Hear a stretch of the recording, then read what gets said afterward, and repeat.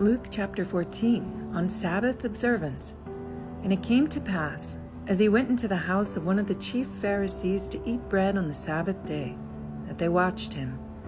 And behold, there was a certain man before him, which had the dropsy.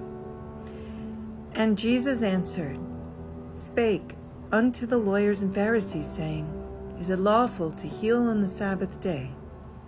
And they held their peace. And as he took him and healed him, and let him go, and answered them, saying, Which of you shall have an ass or an ox fallen into a pit, and will not straightway pull him out on the Sabbath day? And they could not answer him again to these things.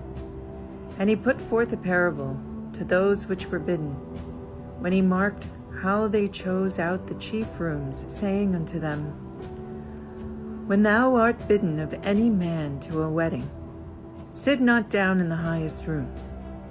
Test a more honorable man than thou be bidden of him. And he that bade thee and him come and say to thee, Give this man place, and thou begin with shame to take the lowest room. But when thou art bidden, go and sit down in the lowest room, that when he that bade thee cometh, he may say unto thee, Friend, go up higher. Then shalt thou have worship in the presence of them that sit at meat with thee. For whosoever exalteth himself shall be abased, and he that humbleth himself shall be exalted. Then said he also to him that bade him, When thou makest a dinner or a supper, call not thy friends, nor thy brethren, neither thy kinsmen, nor thy rich neighbors, lest they also bid thee again, and a recompense be made thee. But when thou makest a feast, call the poor, the maimed, the lame, the blind, and thou shalt be blessed, for they cannot recompense thee, for thou shalt be recompensed at the resurrection of the just. And when one of them that sat at meat with him heard these things, he said unto him, Blessed is he that shall eat bread in the kingdom of God. And then he said unto him, A certain man made a great supper, and bade many, and sent his servant at supper time to say to them that were bidden, Come, for all things are now ready. And they all with one consent began to make excuse. The first man said unto him, I have bought a piece of ground, and I must needs go and see it. I pray thee, have me excused. And another said, I have bought 5 yoke oxen, and I go to prove them. I pray thee, have me excused. And another said, I have married a wife, and therefore I cannot come. So that servant came and shewed his lord these things. Then the master of the house, being angry, said to his servant, Go out quickly into the streets and lanes of the city, and bring in hither the poor, and the maimed, and the halt, and the blind. And the servant said, Lord, it is done as thou hast commanded, and yet there is room.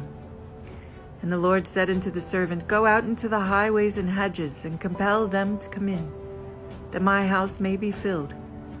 For I say unto you, that none of these men which were bidden shall taste my supper.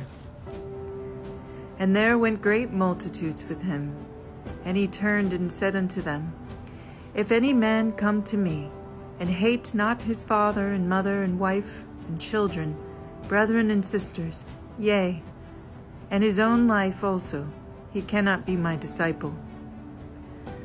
And whosoever doth not bear his cross and come after me cannot be my disciple.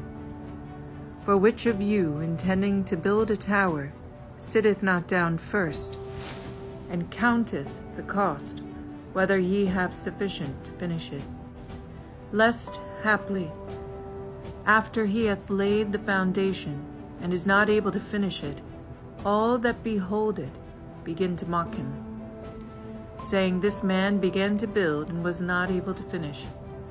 Or what king, going to make war against another king, sitteth not down first, and consult whether he be able with 10,000 to meet him that cometh against him with 20,000. Or else, while the other is yet a great way off, he sendeth an ambassage, and desireth conditions of peace. So likewise, whosoever he be of you, that forsake not all that he hath, he cannot be my disciple. Salt is good, but if the salt have lost his savour, wherewith shall it be seasoned? It is neither fit for the land, nor yet for the dunghill, but men cast it out. He that hath ears to hear, let him hear.